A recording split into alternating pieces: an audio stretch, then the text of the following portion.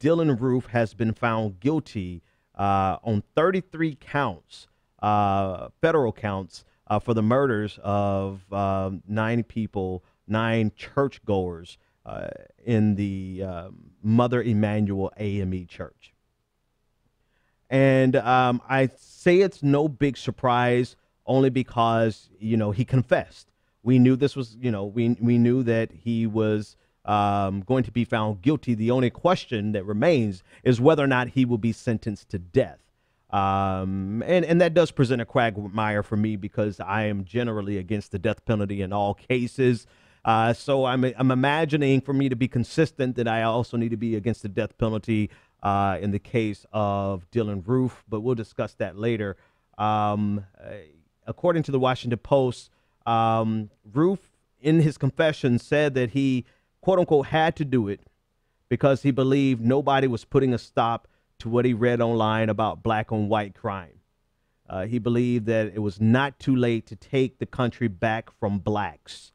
Dylann Roof had a list of churches that were potential targets, and he ultimately landed on Mother Emanuel AME Church, where he killed 9 parishioners at the end of their Bible study.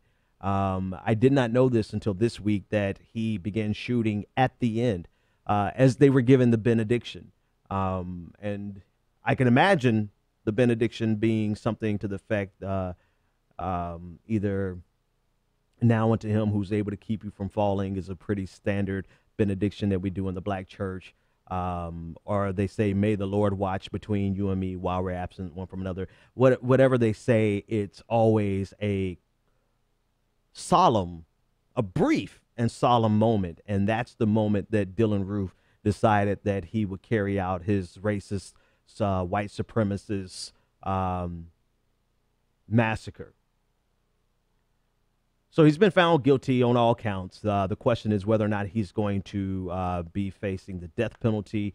And again, it does present a problem, because as one of the witnesses said, there's only one place for people like this, and that's in, the pits of hell, if you believe in hell. Basically saying he has no place to exist in this world anymore. And that's a pretty, coming from the family's victims, the victims' families. I can understand that passion. I can understand that anger. I can understand that angst. And even if you're not a part of the family, I can understand how this particular case will throw you into kind of a quagmire if you're against the death penalty. I'm still struggling with it. I'm gonna be honest with you. Like, in almost all cases, I've opted on the side of being opposed to the death penalty. And I imagine that at the end of the day, when I get through, arguing with myself, which I do on a regular basis, once I get through arguing with myself, I'm going to probably not want this kid to get the death penalty, only because I like to be consistent, or I will change my mind, right? So I don't have to be against the death penalty.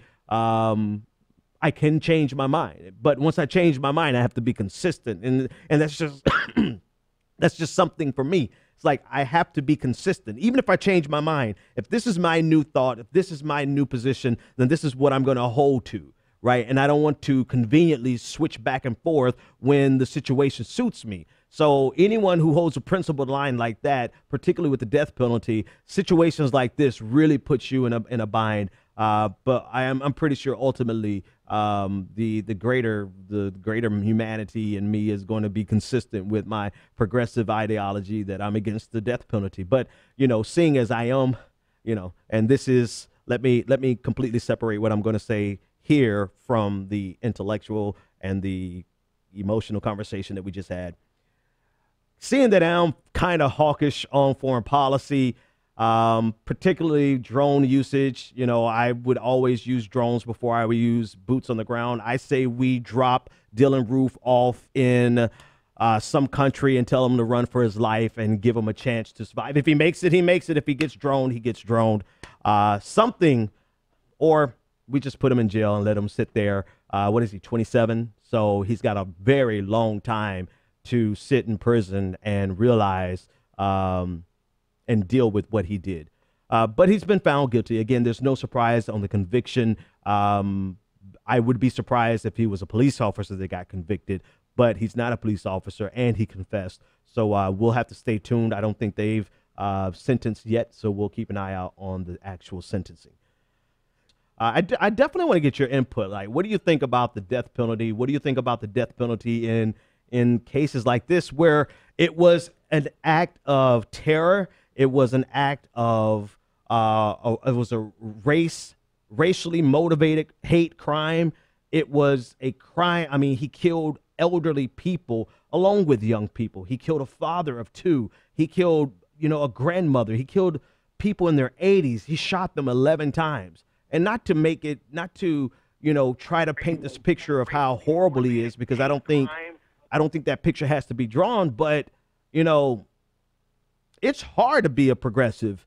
It's hard to be consistently progressive, because it really goes against your human nature, which is one of the reasons I trend, or I tend to want to be more progressive, because it's a constant challenge to what I naturally want to do. I mean, I naturally probably would want to line this dude up and do it myself, because I'm not necessarily a good person deep down, not all the time. I'll admit to that. But, part of this progressive ideology is the value of the value of the state not being able to use its power to take the life of citizens. I want to know what you think before I move too quickly from the story. Caller, you're live on the air. What's your name, comment, and/or question?